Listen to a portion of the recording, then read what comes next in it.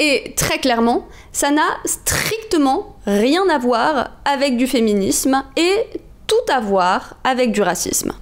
En fait, c'est quand vous avez des hommes blancs occidentaux qui estiment qu'ils sont les meilleurs arbitres pour produire une hiérarchie entre les différents patriarcats.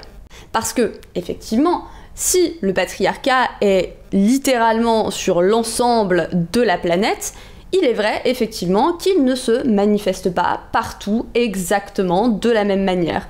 Puisque, comme l'ensemble des systèmes qui structurent les sociétés, le patriarcat est impacté par la culture locale, est impacté par les mœurs locales, est impacté par les traditions, les rituels, etc., etc. Mais attention, ne vous méprenez pas. Ce que je viens de dire ne signifie absolument pas que d'un coup il deviendrait pertinent de hiérarchiser le patriarcat, les manifestations du patriarcat, selon où elles se manifestent sur le globe. Et vraiment, c'est hyper classique de faire ça de la part d'hommes blancs occidentaux. Tout simplement parce que ça leur permet de nous dire « Hé, regarde là-bas !» Comme ça, on ne le regarde pas lui. Comme ça, on ne regarde plus le patriarcat et la manière dont il se manifeste ici.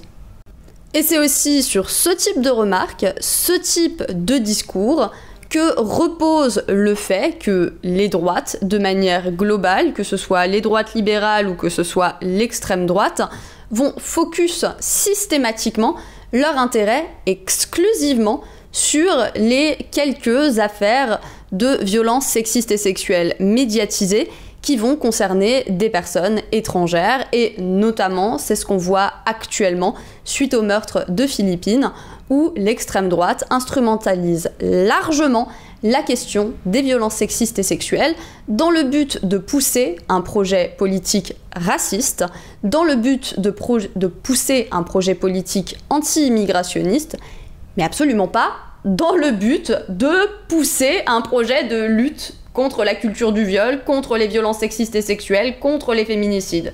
Alors ça les intéresse pas du tout. Et alors, c'est encore plus flagrant quand on voit à quel point leur attention, elle est posée sur un féminicide, alors qu'il y en a déjà eu presque une centaine depuis le 1er janvier et qu'ils n'en ont jamais parlé. Et c'est aussi flagrant quand on voit que leur attention se repose sur ce féminicide-là, spécifiquement parce que la personne avait une OQTF, mais qu'ils ignorent largement le fait qu'actuellement il y a un gigantesque procès avec tout un tas d'agresseurs de profils divers et variés qui démontrent justement que le seul point commun entre ces hommes-là, c'est d'être des hommes. Voilà.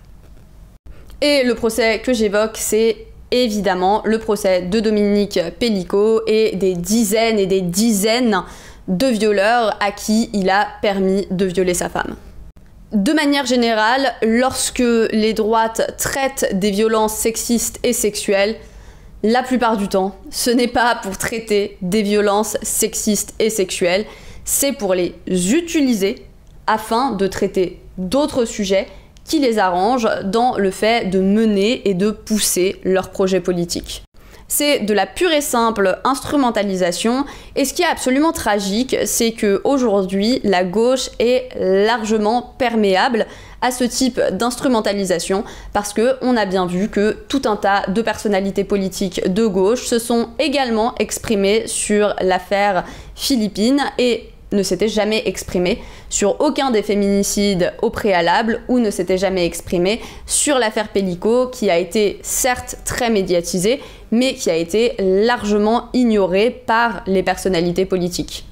J'ai pas mal digressé par rapport aux commentaires de base, mais j'aimerais rappeler que le fait d'appliquer un regard plus sévère concernant les aspects patriarcals d'un autre pays que le sien, c'est simplement de la xénophobie, voire du racisme selon les pays dont il est question, mais ce n'est pas du féminisme. Ce n'est absolument pas du féminisme.